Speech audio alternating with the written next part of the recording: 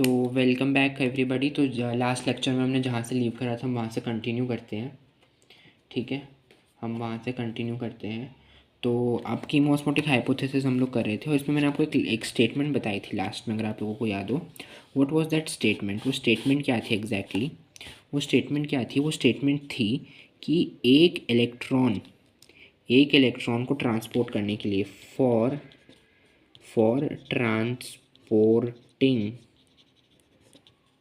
Transporting one electron, ठीक है, plastoquinone releases 2H+ ion which are protons. ये क्या है? प्रोटॉन्स। मैं आपको ऑलरेडी एक्सप्लेन कर चुका हूँ।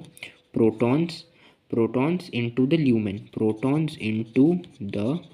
ल्यूमेन। ठीक है, protons into the lumen release करता है। ठीक है, हमने यहाँ पे भी देख लिया ना। देखिए यहाँ पे एक इलेक्ट्रॉन से ट्रांसपोर्ट करा। देखो हमने जो डायग्राम बनाया था उसमें आप ध्यान से आओ।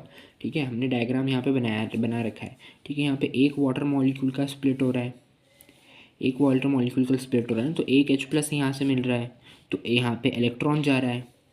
यहाँ पे क्या जा रहा है? मेरा इलेक्ट्रॉन जा रहा है ना। तो उस एक इलेक्ट्रॉन को इसको यहाँ पे इसने ट्रांसपोर्ट करने के लिए कितने इलेक्ट्रॉन इसने लीव कर दिए? यहाँ पे इसने कितने प्रोटॉन लीव कर दिए ल्यूमेन में? यहाँ 2H+ आयन इसने लीव कर दिए। ठीक है, आप समझ पा रहे हैं? ठीक है, तो इस चीज़ को समझिए अच्छे से यहाँ पे। तो ये लाइन बड़ी इंपॉर्टेंट है हमारे पास। ये जो लाइन है ना कि एक इलेक्ट्रॉन को ट्रांसपोर्ट करने के लिए PQ 2 plastoquinone 2H+ ion release करता है इनटू द ल्यूमेन। ठीक है, 2H+ आयन रिलीज़ करता है इनटू द ल्यूमेन। ठीक है, ये समझ में आ गया आप लोगों को? अब हम आगे बढ़ते हैं। ठीक है, अब हम लोग आगे बढ़ते हैं तो हम लोग क्या देखते हैं कि जो होता है, देखो अब अगर मेरा दो वाटर मॉलिक्यूल स्प्लिट होगा, कि जनरली दो ही होता है। दो क्यों होता है? क्योंकि एक नहीं हो सकता वाटर मॉलिक्यूल स्प्लिट। अगर एक होता है तो हाफ O2 बनता है उससे, तो हमें तो एक O2 चाहिए ना।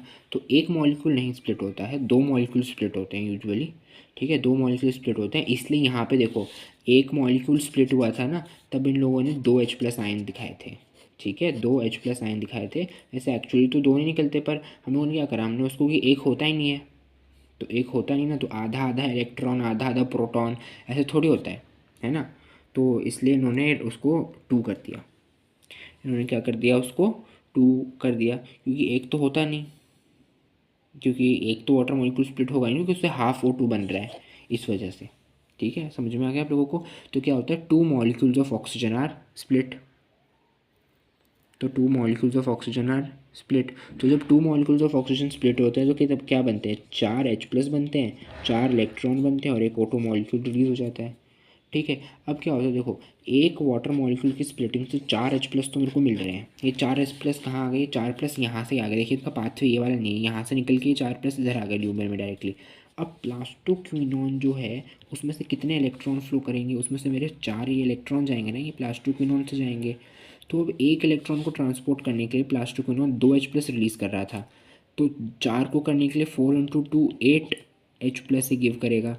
तो देखिए 4H+ तो आया मेरे को वाटर मॉलिक्यूल की स्प्लिट से यहाँ, दो वाटर मॉलिक्यूल के लिए, और 8 आई यहाँ से, तो टोटल कितने हो गए? 12H+। और अभी थोड़ी देर पहले मैंने आपको पहले बताया था NADPH+ और H+ वाला कंसेप्ट। ठीक है, उस कंसेप्ट में मैंने आपको क्या बताया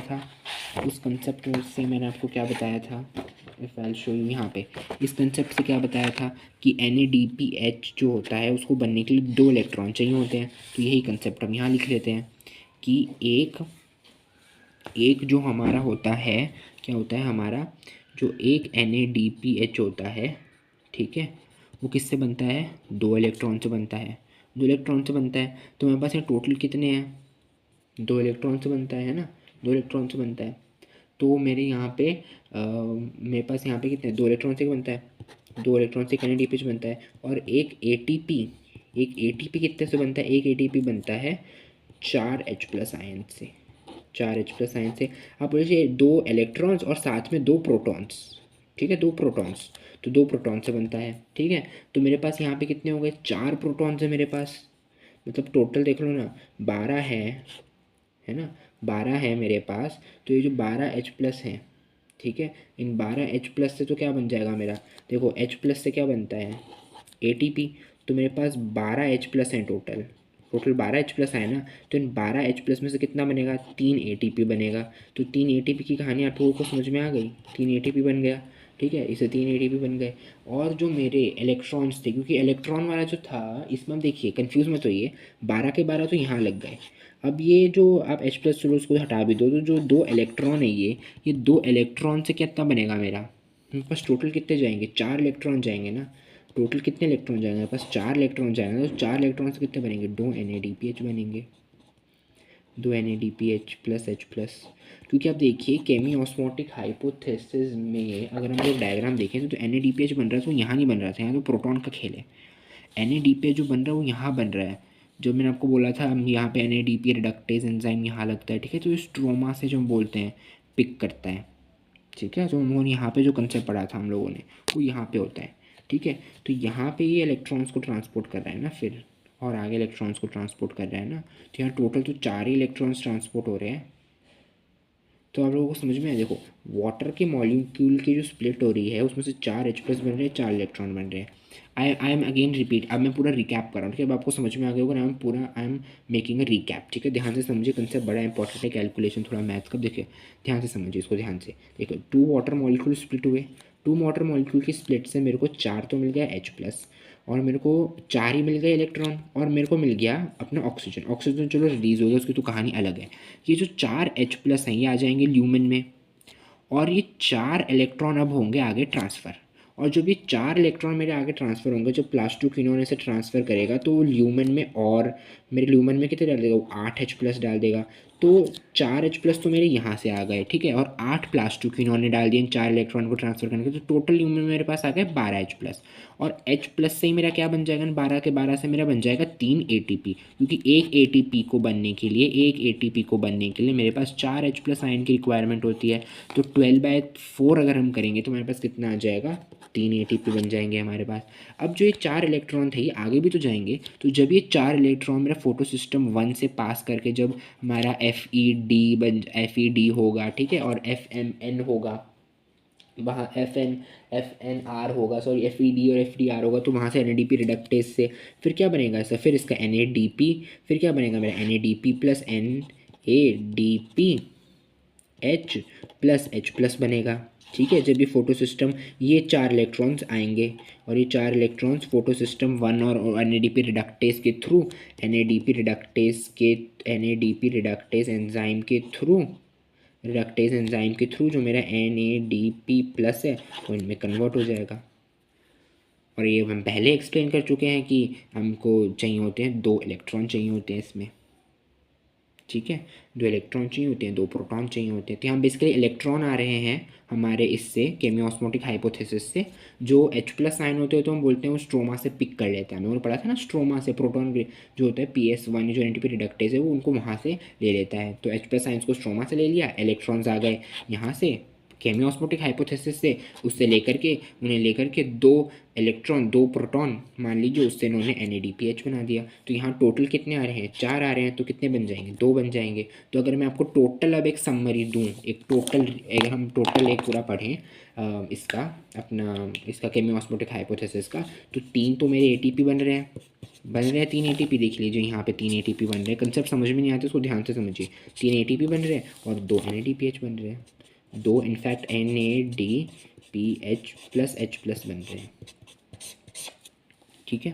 समझ में आ गया आप लोगों को, ठीक है। अब हम देखते हैं where is this NADP+H+H+ used, मतलब ये जो ATP बनेगा और ये जो NADPH बनेगा ये कहाँ यूज़ होते हैं, इसको हम यूज़ कहाँ करते हैं। देखिए ये प्रोडक्ट्स ऑफ लाइट रिएक्शन, मैं आपको स्टार्टिंग में हमने आपको क्लास में बताया था कि लाइट रिएक्शन के प्रोडक्ट होते हैं, क्योंकि अब ये डार्क रिएक्शन में यूज़ होने वाले हैं, ठीक है। अब क्या करेंगे, these are use to derive the synthesis of sugar, synthesis of sugar glucose बनेगा, और ये किस में यूज़ होंगे, यूज़ होंगे डार्क फेज़ में। डार्क फेज़ का नाम क्या होता है, biosynthetic phase, biosynthetic phase, biosynthetic phase होता है, और द कार्बन रिएक्शन। तो अब देखिए अगर हम पूरा स्टार्टिंग से आए फोटोसिंथेसिस के चैप्टर में कि अभी तक हम लोगों ने क्या पढ़ा, देखिए अभी तक हम लोगों ने पढ़ा फोटोसिंथेसिस में, हम लोगों ने उसकी बेसिक इंट्रोडक्शन पढ़ा, फिर हम लोगों ने साइंटिस्ट एक्सपेरिमेंट्स पढ़े, 6-7 एक्सपेरिमेंट्स मैंने आपको बताया, ठीक है। लास्ट में एमर्सन का और हिल का, ठीक है, रॉबर्ट हिल का छोटा बहुत हम लोगों ने पढ़ा, स्टीफन हिल साइंटिस्ट, हमने उनके बारे में पढ़ा। फिर हम लोगों ने पढ़े काफ़ी सारे। उसके बाद हम लोगों ने फोटो सिस्टम में क्लोरोप्लास्ट का स्ट्रक्चर पढ़ा, हमने बेसिक पढ़ा फोटोसिंथेसिस का, मेसोफिल सेल वगैरह, क्लोरोप्लास्ट का स्ट्रक्चर पढ़ा। फिर हम लोगों ने पढ़े क्लोरोफिल में मॉलिक्यूल्स पढ़े हमने, क्लोरोफिल ए के बारे में पढ़ा, बी के बारे में पढ़ा, हमने ग्राफ्स पढ़े, उसके 3 ग्राफ्स पढ़े हम लोगों ने। फिर उसके बाद हम लोगों ने क्या करा, ग्राफ्स पढ़ने के बाद वी रिवाइज्ड ग्राफ्स। हम लोगों ने जब हम लोगों ने 3 ग्राफ पढ़ लिए, उसके बाद हम लोगों ने क्या करा, उसके बाद हम लोगों ने वो पढ़े थे, हम लोगों ने अपना फोटो सिस्टम्स पढ़े थे। ठीक है, फोटो सिस्टम्स में हमने लाइट, हम लोग रिएक्शन सेंटर होता है, लाइट हार्वेस्टिंग कॉम्प्लेक्स होता है, लाइट हार्वेस्टिंग कॉम्प्लेक्स में hundreds of light harvesting pigments which are associated with their proteins, हम लोगों ने वो पढ़ा। फिर हम लोगों ने नॉन साइक्लिक फोटोफॉस्फोरिलेशन पढ़ा, जेड स्कीम। फिर हम लोगों ने साइक्लिक फोटोफॉस्फोरिलेशन पढ़ा। ठीक है, तो उनसे भी हमारा क्या होता है, उनसे भी हमारा एटीपी जो होता है हमारा नॉन साइक्लिक, उससे एटीपी भी बनता है, एनएडीपीएच भी बनता है। और जो हमारा साइक्लिक था उससे सिर्फ एटीपी बनता है। हम लोगों ने सारा पढ़ा।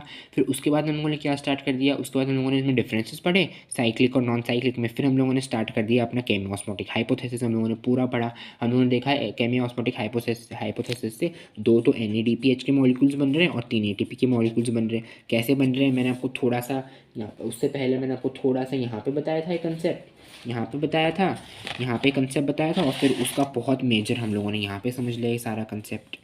ठीक है, ये सारा कंसेप्ट हम लोगों ने विद द डायग्राम, इसको देखिए आपको डायग्राम भी रिलेट करना है। जो डायग्राम हम लोगों ने पढ़ा है इसके साथ आप इस पूरे एक्सप्लेनेशन को इसके साथ रिलेट कर सकते हैं। ठीक है, पूरा एक्सप्लेनेशन के साथ हम लोगों ने रिलेट करके हम लोग फाइनली अब हम यहाँ इस स्टेप पे पहुँच चुके हैं कि हमारे पास साइक्लिक हो गया, नॉन साइक्लिक से भी हमारे पास एटीपी एनएडीपीएच बन रहा है, हमारे पास केमियोस्मोटिक हाइपोथेसिस से भी बन गया है हमारे पास एटीपी और एनएडीपीएच, और साइक्लिक से हमारे पास एटीपी भी बन गया है।